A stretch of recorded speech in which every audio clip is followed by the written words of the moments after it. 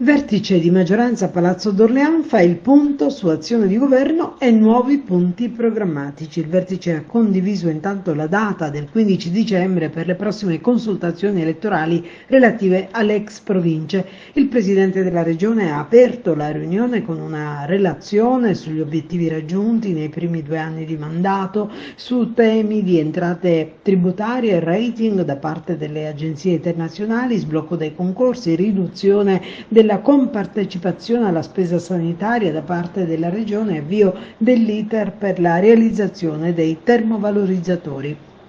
Dal confronto tra i partiti sono poi emersi ulteriori punti programmatici che dicono saranno oggetto di interventi mirati: l'incremento delle risorse contro il caro voli, i giovani siciliani con misure di sostegno degli universitari, il piano casa per prestiti a zero interessi per la ristrutturazione di case e l'efficientamento energetico per le giovani coppie nei centri storici.